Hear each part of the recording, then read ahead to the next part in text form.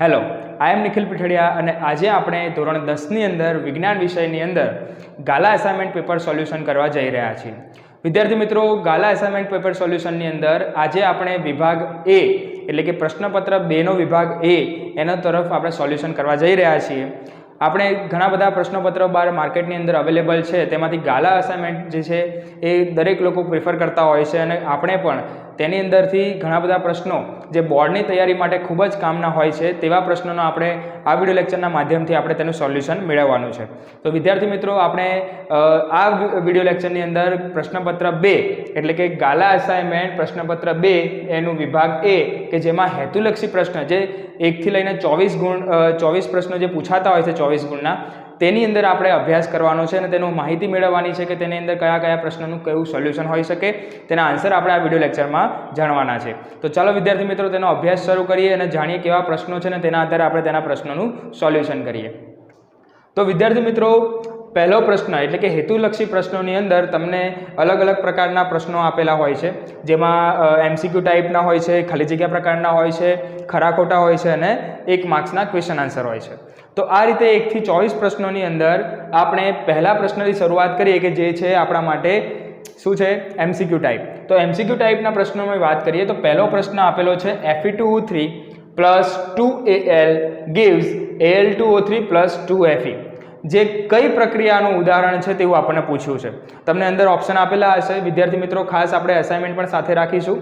અહીંયા આપણે અહીંયા એસાઇનમેન્ટને જે પ્રશ્નો છે તેના ડાયરેક્ટલી આપણે આન્સર સોલ્વ કર્યા છીએ, એટલે અહીંયા મેં ડાયરેક્ટ આન્સર લખ્યા છે, પરંતુ આપણે એની અંદર અલગ અલગ જે પ્રક્રિયાઓના પ્રકાર આપેલા છે તેના આધારિત કયો પ્રકાર આ પ્રક્રિયામાં આપેલો છે તે સમજીએ.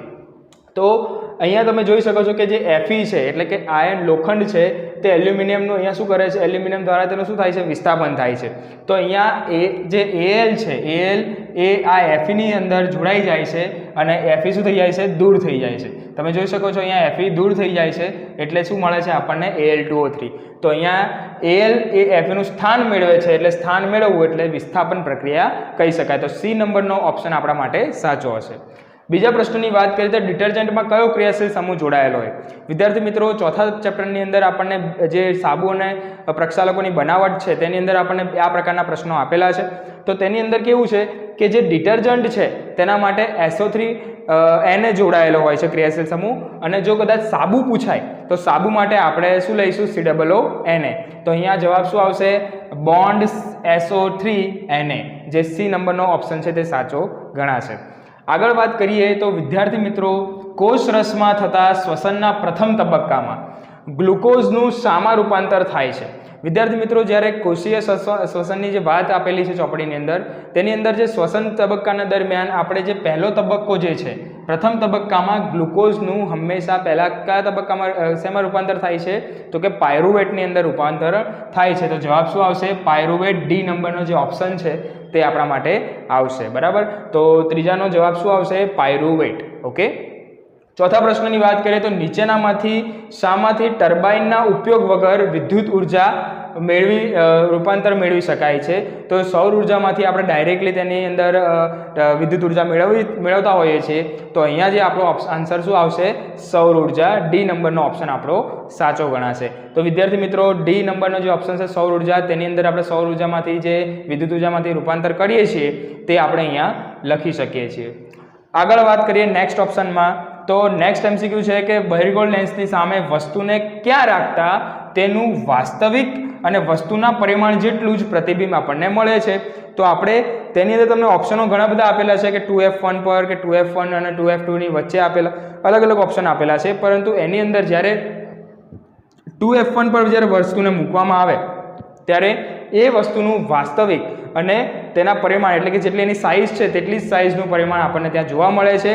તો એ માટે આપણે લખી શકીએ કે વસ્તુ ક્યાં પડેલી હશે, 2F1 પર પડી હશે, એટલે આપણો ઓપ્શન કયો આવશે, B ઓપ્શન આવશે. વિદ્યાર્થી મિત્રો, નેક્સ્ટ વાત કરીએ તો તારાઓનું ટમટમવું એ કઈ પ્રકાશીય ઘટના માટે એની પાછળ કઈ પ્રકાશીય ઘટના જવાબદાર છે, તો તેમાં આવશે વાતાવરણીય વક્રીભવન. વાતાવરણીય વક્રીભવનના કારણે તારાઓ આપણને લબુક જબુક એટલે કે ચમકતા દેખાતા હોય છે. બરાબર.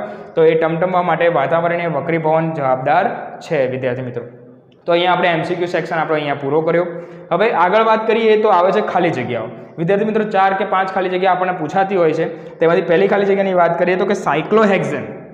મેં તમને જ્યારે ચોથું ચેપ્ટર આપણે ભણ્યા હતા ત્યારે કહ્યું હતું કે સાયક્લો એટલે કે સાયકલ જેવી વાત, એટલે ગોળ ગોળ ફરવાની વાત. તો ગોળ ફરવું એટલે કે ચક્રીય. તો અહીંયા જવાબ શું આવશે? હાઇડ્રોકાર્બન કેવું ધરાવતું હશે? તો કે ચક્રીય એની રચના ધરાવતું હશે. તો એ શૃંખલા કેવી હશે? હાઇડ્રોકાર્બનની ચક્રીય શૃંખલા હશે, ગોળ ગોળવાળી. બરાબર. એક તત્વના પરમાણુની ઇલેક્ટ્રોનીય રચના. સાંભળજો વિદ્યાર્થી મિત્રો, એક તત્વના પરમાણુની ઇલેક્ટ્રોનની રચના 2, 8 અને 6 છે. તો તે તત્વ આધુનિક આવર્ત કોષ્ટકના કયા સમૂહમાં હશે? તો તમે જોઈ શકો છો કે 2, 8 અને 6 એટલે કે 2 ને 8 10 ને 16 એટલે કે 16 નંબરનું તત્વ એટલે કે અહીંયા કયા સમૂહમાં આવેલું હશે? 16મા સમૂહમાં આવેલું હશે. તો વિદ્યાર્થી મિત્રો એમાં આન્સર શું આવશે? 16મો સમૂહ તેમાં જવાબ આવશે. આગળ વાત કરીએ તો કે મનુષ્યના રક્તકણોમાં શ્વસન રંજક દ્રવ્ય ખાલી જગ્યા છે. વિદ્યાર્થી મિત્રો શ્વસન રંજક દ્રવ્યની અંદર આપણે હિમોગ્લોબિન નામનું જે તત્વ જે આપણે બ્લડ સેલ્સની અંદર રહેલા હોય છે, બ્લડની અંદર જે હિમોગ્લોબિન રહેલું હોય છે તે શ્વસન રંજક દ્રવ્ય આપણે ગણી શકીએ છીએ. તો તેમાં આન્સર આવશે હિમોગ્લોબિન. બરાબર. નેક્સ્ટ વાત કરીએ તો કે શુક્રપિંડ એક ખાલી જગ્યા અંતઃસ્ત્રાવ ઉત્પન્ન કરે છે. નર પ્રજનન તંત્રની અંદર શુક્રપિંડ એ છે ટેસ્ટોસ્ટેરોન નામનો અંતઃસ્ત્રાવ ઉત્પન્ન કરે છે. તો આમાં જવાબ આવશે ટેસ્ટોસ્ટેરોન. બરાબર. તો કે શુક્રપિંડ કયા અંતઃસ્ત્રાવ ઉત્પન્ન કરે છે? તો ટેસ્ટોસ્ટેરોન નામનો અંતઃસ્ત્રાવ ઉત્પન્ન કરે છે. આગળ વાત કરીએ વિદ્યાર્થી મિત્રો તો 11 નંબરનું જે આપણને ખાલી જગ્યા આપેલી છે તેમાં શું આપ્યું છે કે લેન્સનો પાવર -4D. અહીંયા વિદ્યાર્થી મિત્રો પાવર ઋણ આપવામાં આવ્યો છે. બરાબર. તો ઋણ આપવામાં આવ્યો હોય પાવર, તો તેની અંદર જવાબ આવશે અંતર્ગોળ લેન્સ. આપણે ચોપડીની અંદર જ આપણને સેક્શનમાં આપેલું છે કે બહિર્ગોળ લેન્સ માટે આપણે પાવર ધન લેતા હોઈએ છીએ અને અંતર્ગોળ લેન્સ માટે પાવર આપણે કેવો લઈએ છીએ? ઋણ લઈએ છીએ. બરાબર. તો યાદ રાખજો વિદ્યાર્થી મિત્રો, કદાચ એમસીક્યુમાં પણ આવી શકે છે, કદાચ ખરા ખોટામાં પણ પૂછાઈ શકે અને આપણે ખાલી જગ્યામાં તો જોયું છે. ત્યારે સાયકલ ચલાવવા માટે વપરાતી ઉર્જા. સાયકલ ચલાવવા માટે આપણે જે પગનો ઉપયોગ કરીએ છીએ તેની અંદર રહેલા સ્નાયુ અને સ્નાયુ દ્વારા આપણે સાયકલ ચલાવી શકતા હોઈએ છીએ. તો તેના માટે આવશે સ્નાયુ ઉર્જા. તેની ઉર્જા કઈ વપરાતી હશે? આપણી સ્નાયુ ઉર્જા વિદ્યાર્થી મિત્રો વપરાતી હશે. તો 13 નંબરનો પ્રશ્ન એટલે કે હવેથી અહીંયાથી ચાલુ થાય છે. આપણે સેક્શન જે ખાલી જગ્યાનો તે પૂરો કર્યો. હવે આપણે આગળ જોઈએ છીએ કે 13 થી લઈને 16 નંબર સુધીનો જે સેક્શન છે તેની અંદર ખરા ખોટા પૂછાતા હોય છે વિદ્યાર્થી મિત્રો. તો તેની અંદર 13મા નંબરના પ્રશ્નમાં આગળ વધીએ છીએ.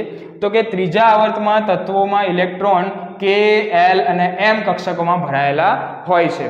તો આ વસ્તુની આપણે વિચાર કરીએ વિદ્યાર્થી મિત્રો, તો ત્રીજો આવર્તનું તત્વ માની લો કે આપણે Na લઈએ છીએ. Na ની પરમાણુ ક્રમાંક કયો છે?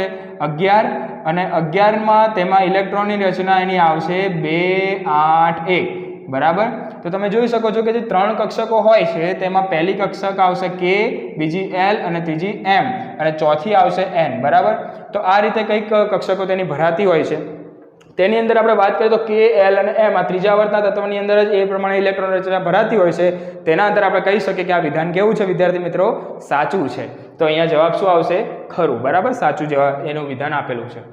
આગળ વાત કરીએ તો વિદ્યાર્થી મિત્રો કે જનીન એ DNA નો ચોક્કસ ખંડ છે જે પ્રોટીન સંશ્લેષણની માહિતી ધરાવે છે.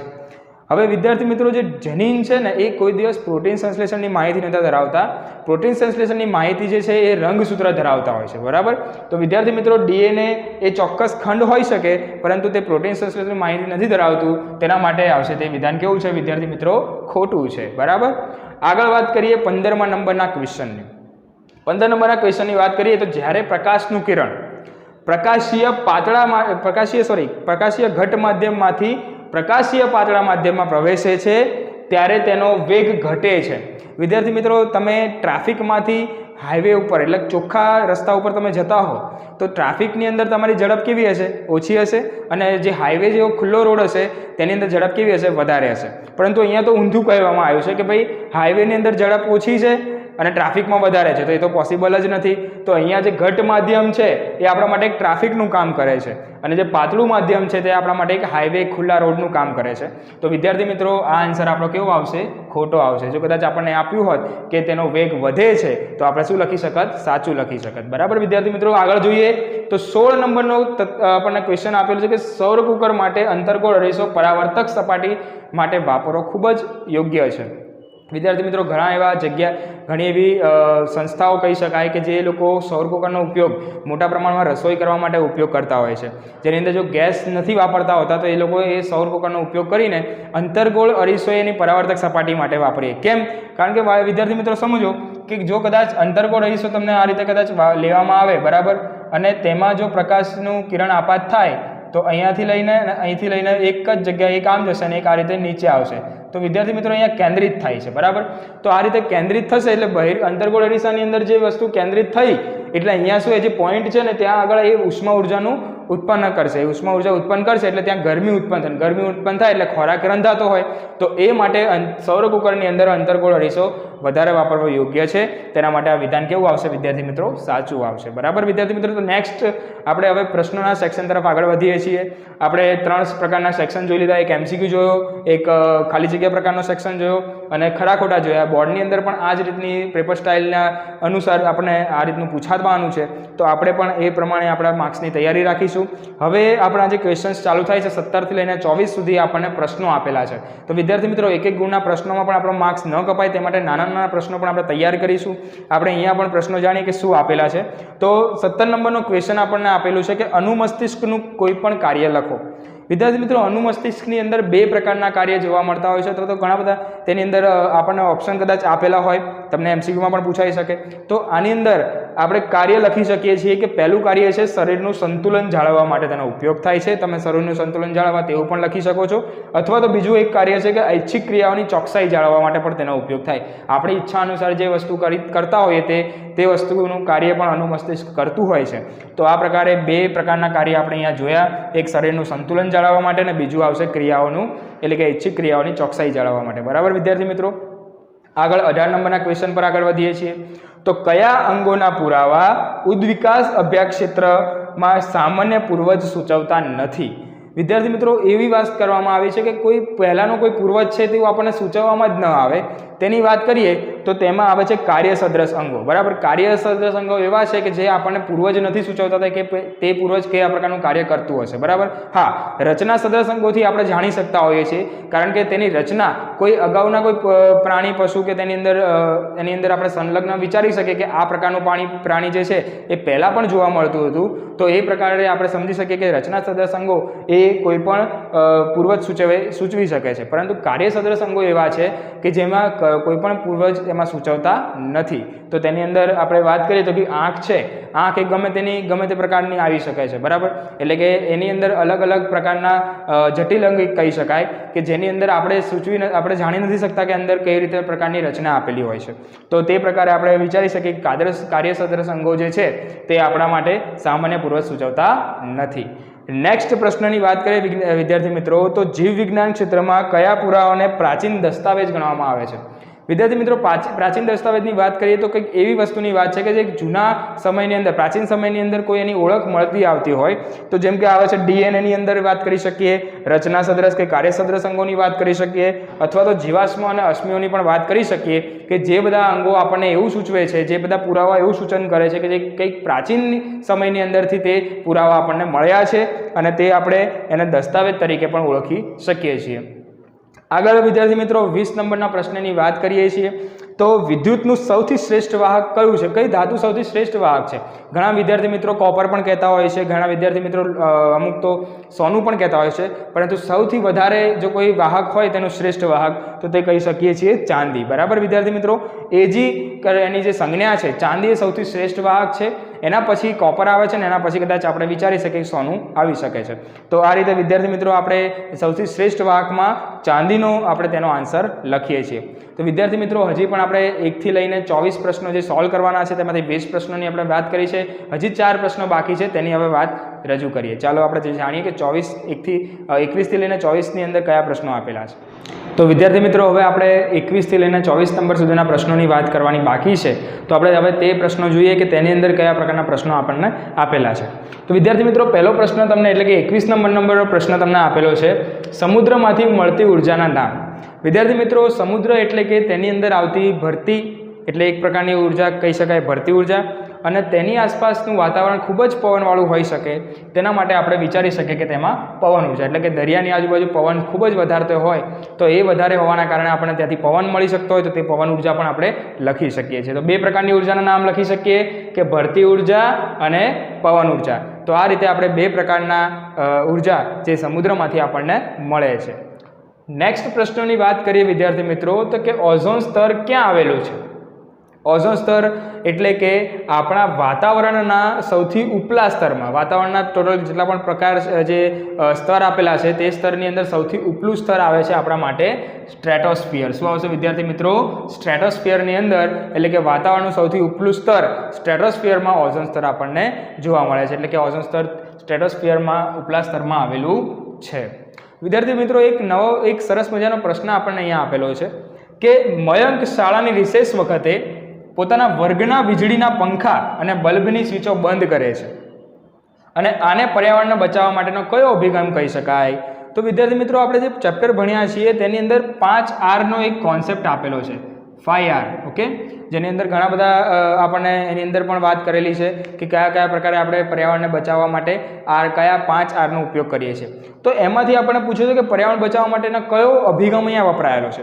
વિદ્યાર્થી મિત્રો તે લાઇટ પંખાની સ્વિચ બંધ કરે છે એટલે કે સામે ઉર્જાનો વપરાશ ઘટાડે છે. તો એ ઉર્જાનો વપરાશ ઘટાડે છે તેના માટે આપણે લખી શકીએ કે તે શું કરે છે? રિડ્યુસ કરે છે એટલે કે તેનો ઉપયોગ ઓછો કરે છે. એના કારણે આપણે અહીંયા કયો અભિગમ વપરાયો હશે? એ જે 5R છે તેમાંથી એક R કયો વપરાયેલો હશે? અહીંયા રિડ્યુસ એટલે કે ઓછું કરવું, તેનો ઉપયોગ અહીંયા થયેલો છે. તો મયંકે આ પ્રકારનો અભિગમ તેમાં વાપર્યો છે. વિદ્યાર્થી મિત્રો છેલ્લો પ્રશ્ન આપણને આપેલો છે 24 નંબરનો પ્રશ્ન કે તેની અંદર આપણને કહેવામાં આવ્યું છે જોડકાનું. બરાબર, આપણે કદાચ જો બોર્ડની અંદર પણ જો જોડકા પૂછાય છે તો આપણે તેની અંદર સામે સાચો જવાબ લખીશું, જોડકા જોડીશું નહીં. ખાસ આપણે એ માટેની એક તકેદારી રાખીએ કે તેની અંદર આપણે જોડકા જોડવાના રહેશે. બરાબર, તો વિદ્યાર્થી મિત્રો આપણે પહેલો એક સેક્શનની અંદર આપેલા છે અવયવ અને બી સેક્શનમાં આપેલા છે આપણને કાર્યો આપેલા છે. બરાબર, પહેલું લંબ મજ્જા આપેલું છે. લંબ મજ્જા માટે તે શું કરે છે? વિદ્યાર્થી મિત્રો જે પશ્વ મગજ છે તેની અંદર લંબ મજ્જા નામનો એક અવયવ આપેલો છે. તે અવયવ આપણા શરીરની અંદર રહેલું રુધિરનું દબાણ હોઈ શકે, ઉલટી, એ બધા પ્રકારનું જે નિયંત્રણ છે તે આ પશ્વ મગજમાં રહેલું લંબ મજ્જા કરે છે. બરાબર, તો એક ઓપ્શન આપણને અસાઇનમેન્ટમાં એવો પણ આપ્યો છે કે રુધિરના દબાણનું નિયંત્રણ કરવું. તો એ નિયંત્રણ માટે આપણે કાર્ય લખી શકીએ કે લંબ મજ્જા જે છે એ રુધિરના દબાણનું નિયંત્રણ કરે છે. બરાબર, તો આ રીતે આપણે પહેલો જે અવયવ છે તેનું કાર્ય અહીંયા લખ્યું છે. બરાબર, બીજા પ્રશ્નની વાત, બીજા એક અવયવ આપેલું છે આપણને કરોડરજ્જુ. વિદ્યાર્થી મિત્રો કરોડરજ્જુ જે છે એ પરાવર્તિત કમાન એટલે કે પરાવર્તિત ક્રિયાનું સંચાલન કરતું હોય છે. તો અહીંયા જે કરોડરજ્જુ છે તે આપણા માટે કયો આન્સર આવશે? તેના માટે કયું કાર્ય ગણાશે? તો કે પરાવર્તિત ક્રિયા તે કરતું હોય છે. તેના માટે આપણે લખી શકીએ કે કરોડરજ્જુ જે છે એ પરાવર્તિત ક્રિયા કરશે. તો વિદ્યાર્થી મિત્રો આ વિડીયો લેક્ચરની અંદર આપણે પ્રશ્નપત્ર 2માં જે વિભાગ A કહેવાય કે જેની અંદર હેતુલક્ષી પ્રકારના પ્રશ્નો આપેલા છે, જેની અંદર આપણે MCQ, ખાલી જગ્યા, ખરા ખોટા અને એક માર્ક્સના પ્રશ્નો પણ આપણે જોયા. તો વિદ્યાર્થી મિત્રો ખાસ આપણે તેની પ્રેક્ટિસ કરીશું. આવા બીજા બધા પ્રશ્નપત્રનો પણ આપણે બધા વિભાગો સોલ્વ કરવાના છે. તો મળીએ છીએ નવા વિડીયો લેક્ચરની અંદર નવા પ્રશ્નપત્રની સાથે, નવા વિભાગની સાથે.